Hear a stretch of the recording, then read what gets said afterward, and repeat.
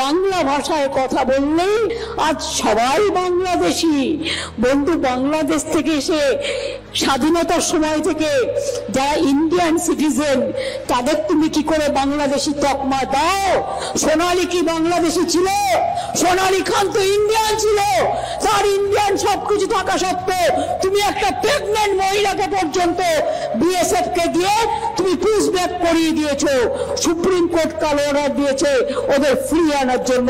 আমরা কোর্টে কেস করে আমরা অর্ডার করেছি। উড়িষ্যায় গেলে অত্যাচার করছো বাংলা ভাষায় কথা বললে। আদিবাসীরা তার ভাষায় যদি কথা বলে আমি পছন্দ করি, তুমি উড়িয়া ভাষায় কথা বলো আমি পছন্দ করি, আমার কোনো আপত্তি নেই। তুমি তাহলে কেন বাংলা ভাষায় কথা বললে মধ্যপ্রদেশে বাঙালিদের উপর অত্যাচার করবে, উড়িষ্যায় অত্যাচার করবে, মুম্বাইতে অত্যাচার করবে, মধ্যপ্রদেশে অত্যাচার করবে, রাজস্থানে অত্যাচার করবে? জবাব চাই, জবাব দিতে হবে। বাংলা ভাষায় একবার নয়, হাজারবার, লক্ষবার, কোটিবার বাংলা ভাষায় কথা বলবো। তাকে তুমি পারলে আমার গলাটা কেটে দিও, কিন্তু আমাকে এই ভাষা থেকে দূরে সরাতে পারবে না।